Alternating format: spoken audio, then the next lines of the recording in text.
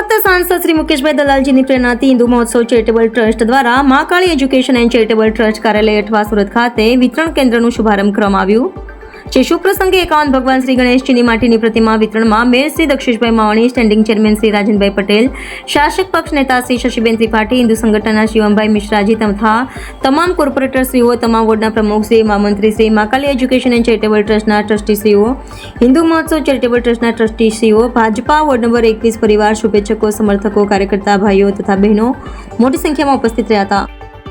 गजाननं भूतगणाधिसेवितं कपित्थजम्बुफलचारुभक्षणं उमासुतं शोकविनाशकारकं नमामि विघ्नेश्वरपादपङ्कजं. હિન્દુ મહોત્સવ charitable trust દ્વારા આજે ખૂબ જ સરસ પ્રયાસ પ્રારંભ કરવામાં આવ્યું છે અને આ મુખ્ય પ્રયાસ જે છે એ સુરતના લોકલાડીલા સાંસદ શ્રી મુકેશ દલાલજીના નેતૃત્વમાં અને હિન્દુ મહોત્સવ ચેરિટેબલ ટ્રસ્ટના સાનિધ્યમાં કરવામાં આવી રહ્યું છે.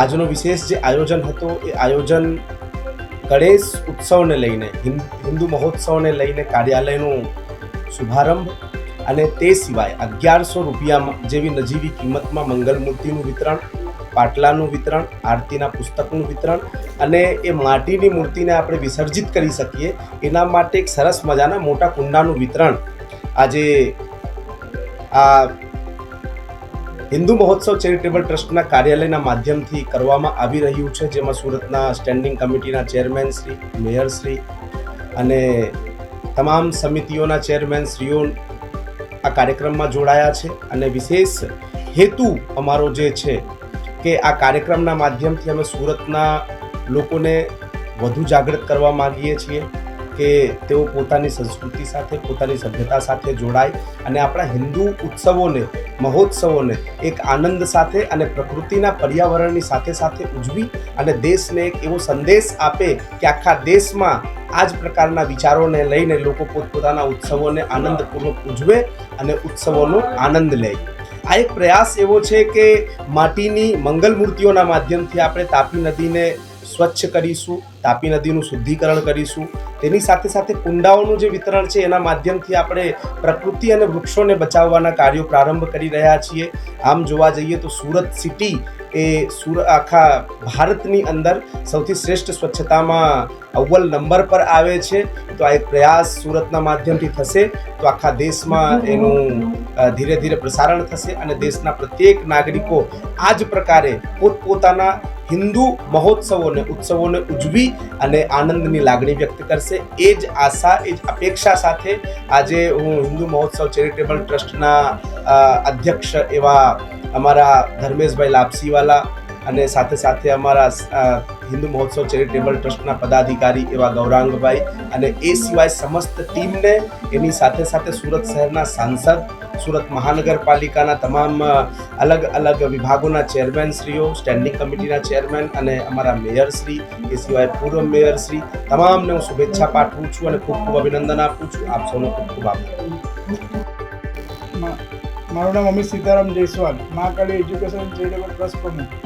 અમિતભાઈ, આજે કેટલા ભક્તો, ગણેશ ભક્તોને મૂર્તિનું વિતરણ કરવામાં આવ્યું? આજે અમે 350 થી 400 મૂર્તિનું બુકિંગ લીધેલું હતું આજથી અઠવાડિયા પહેલાં અને આજે અમે કાર્યાલયનું ઓપનિંગ કરેલું હતું હિન્દુ મહોત્સવ ચેરિટેબલ ટ્રસ્ટ દ્વારા અને 24 સાંસદ મુકેશ દલાલશ્રી દ્વારા. આજે અમે 51 લોકોને મૂર્તિનું વિતરણ કરેલું છે આજે કાર્યાલય ઓપનિંગ સાથે. ઇકો ફ્રેન્ડલી ગણપતિની મૂર્તિ ભક્તોને આપવાનું કારણ શું, ક્યાં હતું સર? આજે અમે શુદ્ધ માટીની મૂર્તિ અમે લોકો આપીએ છીએ અને એની સ્વચ્છતા જાળવવા માટે અમે લોકો અને નદીની સુરક્ષા માટે અમે આ કાર્યક્રમ પાર પાડેલો છે. આ કાર્યક્રમમાં કેટલા ભક્તો હાજર રહ્યા હતા? અને આ કાર્યક્રમમાં મિનિમમ અમે 1500 થી 2000 લોકો, ભાવિક ભક્તો અમારા કાર્યક્રમમાં હાજર રહ્યા હતા, જેમાં સુરતના મેયરશ્રી, પછી અમારા સાંસદ શ્રી મુકેશભાઈ દલાલ, પછી તમામ કમિટીના મેમ્બરો, અમારા ટ્રસ્ટીશ્રીઓ, કોર્પોરેટરો, પ્રમુખ મહામંત્રીઓ, રાજનભાઈ પટેલ સાહેબ, શશીબેન ત્રિપાઠી બેન, એવા તમામ લોકો અમે હાજર રહ્યા હતા કાર્યક્રમમાં. બરાબર. હિન્દુ મહોત્સવ કમિટી દ્વારા આયોજિત માટીની ગણેશજીની મૂર્તિના વિતરણમાં આજના એક કાર્યક્રમમાં ખૂબ સફળ કાર્યક્રમ રહ્યો.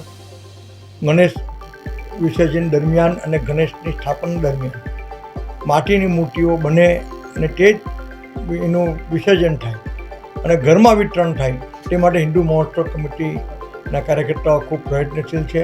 ધર્મેશભાઈ લાપસીવાળા, ગૌરાંગભાઈ, અમિતભાઈ, આ લોકોએ ખૂબ મહેનત કરીને કર્યું. પર્યાવરણ આપણે બચાવવાનું, તાપી નદીને પ્રદૂષિત રીતે આગળ લટકાવવાની છે. સાથે સાથે સ્વચ્છતાનો સંદેશ પણ આજના કાર્યક્રમમાં મેં આપ્યો છે. આપણે કાર્યક્રમ જરૂર, તહેવાર જરૂર મનાવીએ, પણ સંયમિત રીતે, સાંસ્કૃતિક રીતે એનું મહત્ત્વ જળવાઈ રહે. ગણેશજીની મીટર વિસર્જન પછી ગમે ત્યાં વિતરણ ગમે ત્યાં પડી નહીં રહે, તેનો આપણે ખ્યાલ રાખીએ.